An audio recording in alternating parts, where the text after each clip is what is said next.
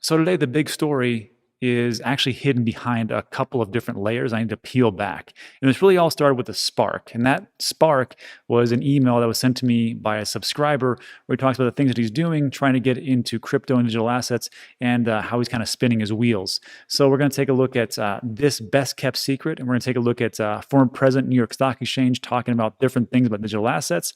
We're going to take a look at how Paxos is going to become a bank. And finally, we'll finish it all off with Cardano being able to set payments via Shopify or WooCommerce, which I think is actually huge. So we'll take a look at those things, but first take a look at what's going on in the market. So today it is April 25th, 10 a.m. Very beautiful day here. And it looks like we are in a sort of a recovery, which is kind of weird because usually on the weekends you see a bunch of people just dump, especially on Sunday. But hey, we got dumped on Thursday and Friday, which I think the big reason was because President Joe Biden of the United States, came out and said, hey, we're going to start to raise taxes on capital gains from 20% to 39.6%. And then also people showed me some rumors where he was talking about taxing cryptocurrency by 70%. I'm like, that's stupid. So that is just rumor, FUD, everything else. I'm not even going to dignify that. I also heard a rumor that it's going to be 90% or maybe even 100%. That's how rumors start. They're dumb. So just stick to the facts, and I think we'll be okay. So remember, it's all what actually can be passed in the Senate and the House of Representatives. So we'll see if that actually goes through. Anyhow, total market cap 1.88, almost at 1.9 trillion. Take a look at the coins. Bitcoin, I believe, is actually at above 50,000. So I know people were talking about, well, it's going to go to 45, then 40, then 25. I mean, if you look at the technicals, sure, I'm not a big TA guy. So, someone in my comment section said, you know what? 70% of the time, it's right every time. And I was like, yeah, that makes about sense. Yeah, Anchorman. So Bitcoin is up 2%, 24 hours. Ethereum's up. I mean, everything's up. It's a pretty great day. And if you bought the dip, congratulations. That's really what it comes down to. You have to really, like Robert Art said over on my Twitter account, he goes, hey, you got to train your brain to look for these red dip days and just say, that's the time I buy, because it is the exact opposite of what's really going on. And that's the big stuff. 25% for Terra, man. 17% for Pancake Swap. Watch out. Speaking of watch out, XRP is up 9% for 24 hours. Congratulations. That's looking pretty good.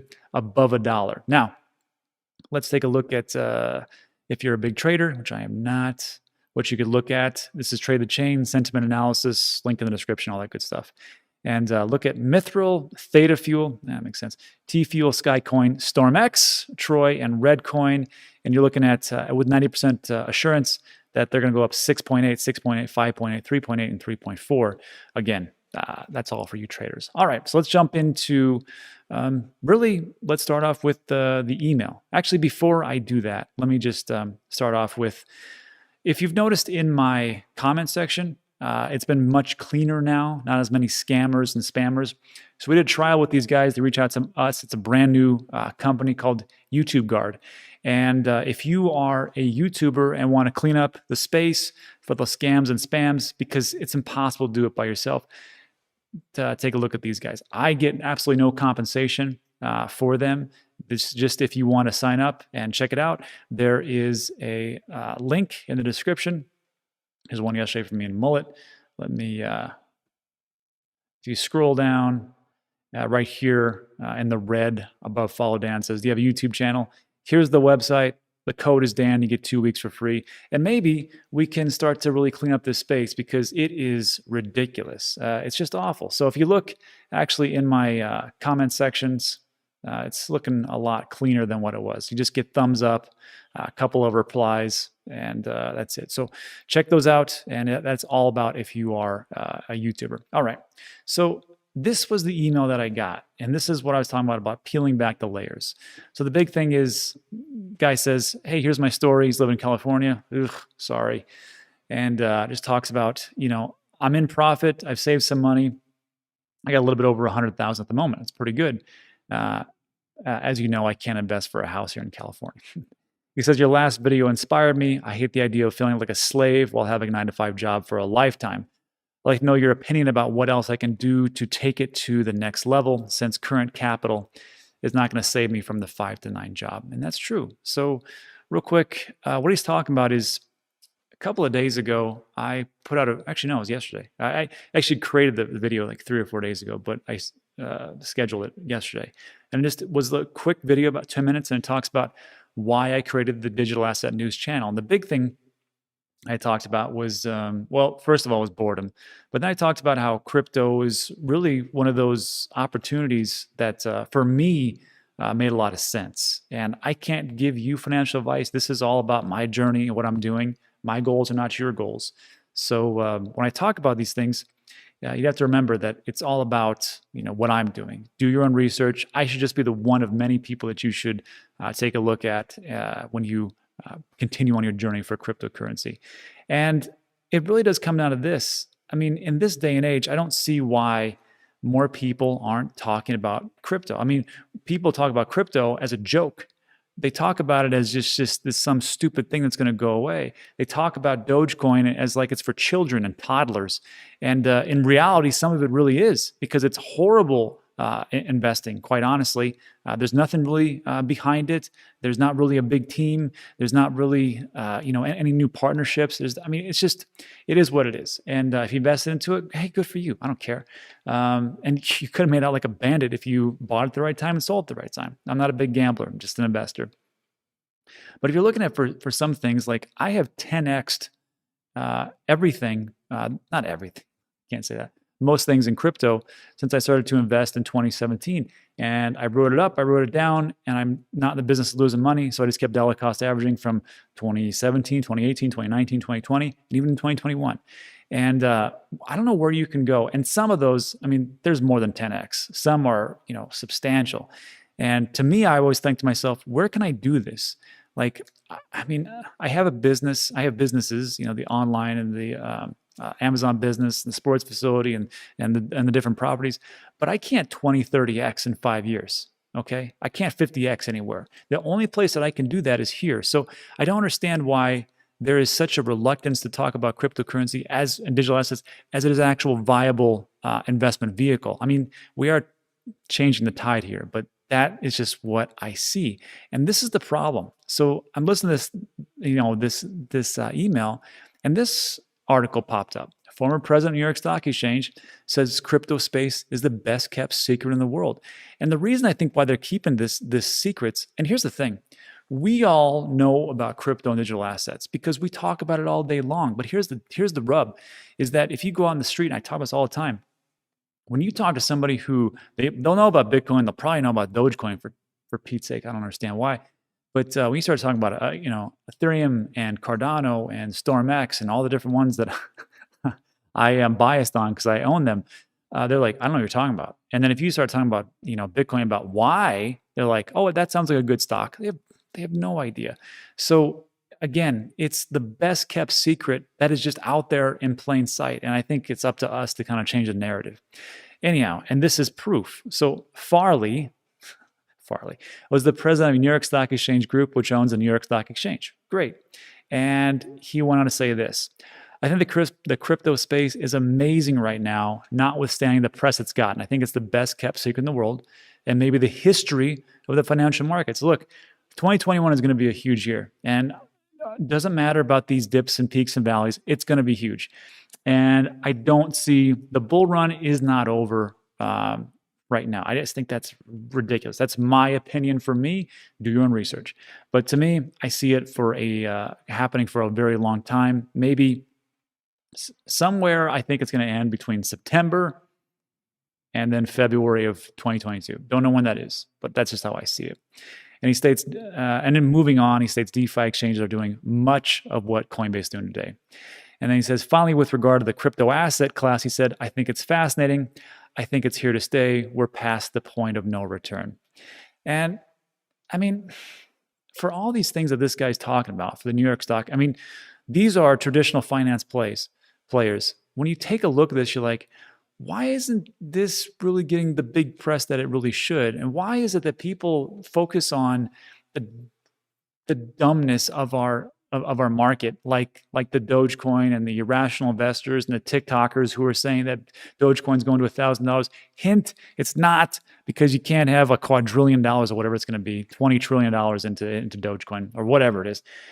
they just focus on that. And that's the problem with the mainstream media. And that's why you're probably here, because you're probably sick of that narrative. And you watch shows like this, or shows like Coin Bureau, or Alex Mascioli, or even Alex Becker with his nonsense over there. But and Crypto Nopes and all those guys, Hashoshi, all the guys Digital Dave from Crazy for Cryptos, all the guys that I love to watch. Maybe that is it. And I just think that if more of this information would get out, we'd probably be in a much better state, because people understand, like, hey, this isn't for kids. This is like the next big wave, and we should probably get onto it. Anyhow, that's it for that piece. Let me know what you think in the comments section. Let's move on to next piece. So next up, I like this one. It's boring, but it's huge. And when you get crypto and banks in the same sentence, people are like, they just fall asleep. But this, again, is proof of how early we are. So Paxos has become the latest crypto company to score OCC, the Office of the Comptroller, approval for a bank charter. And what's this is, Brian Brooks's old position, now he's out. It states here, Paxos isn't the first crypto firm to receive conditional approval from the OCC. True. Anchorage and Protego, however you want to say it, both garnered approvals from the bank regulator earlier this year.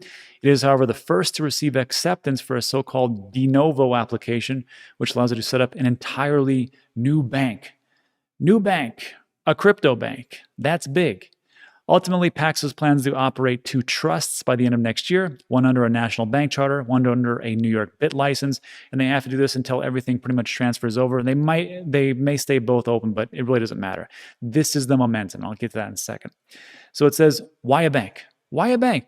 Why go and be a bank for Paxos? You're doing just great partnering up with PayPal and having, your nice gravy train with biscuit wheels. And I said, look, with a nod from the OCC, Paxos has clear nationwide authority to operate. Nationwide authority. According to Burstein, this means freedom to custody dollars and crypto alike, offer out stablecoin services across the country, and run an exchange on the national level if it so chooses. And remember, this place, Paxos, has a BIT license from New York. So all you New Yorkers who get the shaft, well, now you're good to go when you have another exchange, plus a bank, plus you can put your money into it, plus you can pay your rent and your different automatic payment processing for your mortgages and everything else, and just whatever you want to do, and then exchange from dollars to crypto seamlessly. That's the thing. But to fulfill its conditional approval, Paxos has to execute the business plan submitted to the OCC over the next 18 months. So this is the thing. This is how early we are, right? Banks are going to get blockbustered, because they're not going to go in this direction, because they're not innovators. And that's just how it is. You see some banks that actually get it and are on board, and the other banks like the HSBCs who are like, you know what, we're not going to allow you to do this, and we're going to try to stifle innovation. Good luck with that. So when you have Paxos like this going, you know what, no big deal. We'll become a bank, and we'll take crypto, and we'll take dollars, we'll take everything else, just like you are used to in your traditional sense, and we will bring it over here. Now, some people will say, well, how dare they do that? Because crypto isn't for that. We're going to self-bank. Look, your goals aren't my goals. Somebody else's goals aren't your goals or my goals. And they need that bridge to kind of get comfortable with what's going on. I don't care how it happens. I do not care. If you want to hold everything on a ledger, you go right ahead. But if somebody else is like, you know what, I need the banks, I just want to, really get into it, then I'll understand it later. Sure enough, different strokes for different folks. So in this case, I'm all about it. And especially with me, my businesses, I need a bank. I need a bank to pay everybody, because they're not taking Bitcoin yet. So what are you going to do?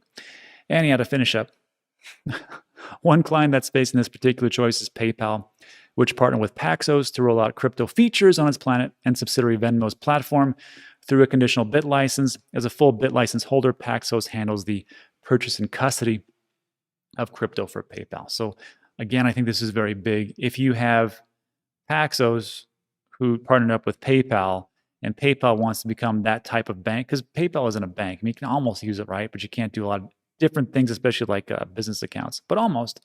So if they have that, it's just that next step. And I think I see the whole plan of why they got into crypto now, because they're like, well, we don't just want to make a lot of money. We want to be the next big financial system and wipe out these old legacy systems to bring forth the new one. That's just my thoughts. What do you think in the comments section? I think it's huge. Again, I try to make it as interesting as possible, because people like banks, but that's what I see. Anyhow, let me know, and let's move on to our last piece. So this one, since we have our own Cardano staking pool, and I am super biased on Cardano because I hold it, surprise, people always talk about like, hey, nobody's building on Cardano so far. No one's really doing much with Cardano. All right, you got me. And but no one's really having too much with Cardano. Well, now you can use that as far as like Cardano as far as payments on Shopify or WooCommerce, which is pretty great. Now we can do that with PayPal, and then when they start to integrate with the merchants, which I think they did in the United States, with Bitcoin, Bitcoin Cash, Ethereum, and Litecoin. Well, now Shopify on the other end, which has I want to say over 300 million type of merchants globally. Now you can use Cardano. What's going on? So crypto payment processor Now Payments recently announced it has integrated support for Cardano, which means that their plugins for various e-commerce solutions such as Shopify can now accept Cardano. And this is from Jeremy Pfister, project manager at Cardano. He just says, hey, thanks, really appreciate it. Which is like, hey, thanks for integrating us to like, these hundreds of millions of different merchants. Really appreciate that. And says one of the first merchants to announce was, of course, Cardano Supreme, which does merch and stuff for that. And I thought it was pretty cool because it's like, well, look at that. You can actually, choose your currency. It can be, I think they have PayPal on regular, and now they have Cardano, which makes a lot of sense.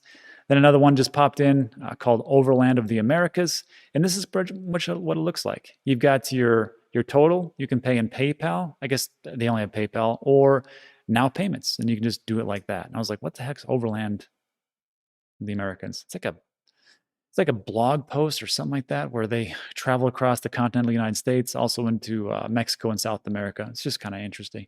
So I'm like, maybe that could be one more case. And again, I know that Ethereum is kicking the tar out of Cardano right now because they don't have smart contracts. But just remember, in August, when the Alonzo upgrade goes into effect, there's your smart contracts, and we will see what happens. I'm a big believer in Cardano. I'm a big believer in Ethereum. I'm a big believer in Avalanche now, and Tezos, and all the smart contracts platform. And I own them all. And the reason why is because I don't know which one's going to be awesome and which one's just going to be great. So I hedge my bet, and we'll see which one wins the war. But I think there's a lot of room for a lot of different segments. Anyhow, that is it for today. So first of all, if you watched that all the way to the end, thanks. I appreciate it. Thanks for stopping by. If you liked it, give it a thumbs up, give it a like. Always helps. Also consider subscribing. A lot of things we talk about are very time sensitive.